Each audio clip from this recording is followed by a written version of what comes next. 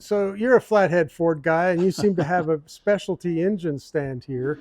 What can you tell me about it? Oh, thanks, Barry. I've been called worse, but it's probably true. Yeah, I really enjoy the old, the old engine stuff, whether it's Ford or anybody's really. But there's people that worked on these early engines, and as we know with the 32, sometimes worked on them a lot.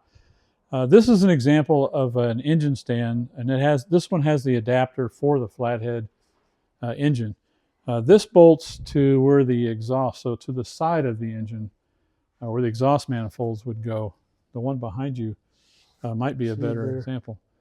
And although we didn't really talk about it before, but it's a really important thing about working on these earlier motors with the extended bell housing on it. A lot of people might try to hook an engine stand up to the back of that by bolting the engine stand, to these bolts here. Sure. And while it probably will hold a little bit, more than one of these engines has been broken. The cast won't hold it up. The casting won't usually hold it up. Wow. It's actually pretty thin right in through here. Okay, right. Yeah, right. Far less than 1/4 of an inch. So that's why this is set up the way it is, so that you can bolt the engine from the side to the exhaust, where the exhaust manifold would bolt. Okay. It makes for a very sturdy way to work on the engine. You can still turn it, upside down with this mechanism. Right. Lock it in place wherever you want to work on it. This particular one is made by a company called K.R. Wilson. KRW is cast into the foot there. Yeah. K.R. Wilson. And at the time in the early days of the flathead, K.R. Wilson was known to be a high quality tool manufacturer, not unlike some of the high quality tool manufacturers we have today. Ford dealerships had K.R. Wilson typically, tools and engine stands. And so this is a good example of one. It's not been perfectly restored, but it's in very good working condition. I usually have an engine on here, and that's why these bolts are laying here like they are. Mm-hmm. But you don't see these out very often. Yeah. Collectors will know what I'm talking about. People that have spent their life working on flatheads would know what the K.R. Wilson stand is. And I just happen to be lucky enough to own one. And it's got a specialty tray here. Yeah, it's typically set up for putting valves or lifters or whatever you have, or bolts. Like I have just a bunch of them sitting there right now. Sure. But yeah, K.R. Wilson. The quality of this is stand. ridiculous. Yeah, it's got, of course, a handle here.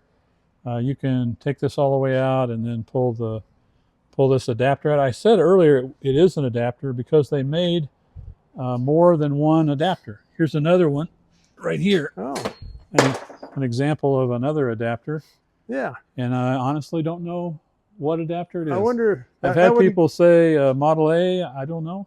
Huh. But flat across the back. But you could substitute this in and really work on about any other adapters that they sold at the time, and work on about everything.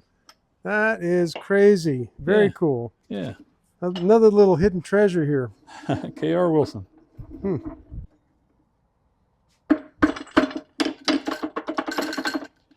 There's a key right here, so I have to pull a little bit hard.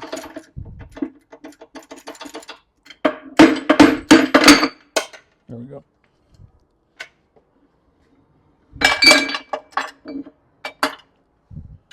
This is, look at that.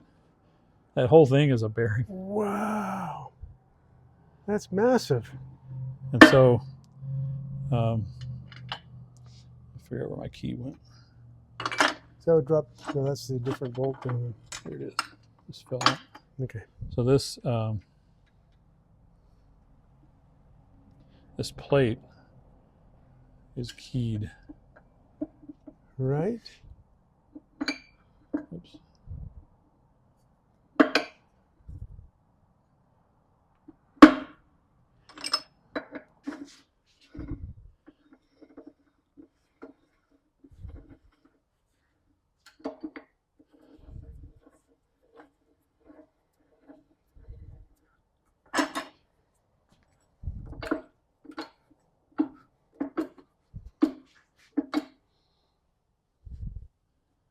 Yep.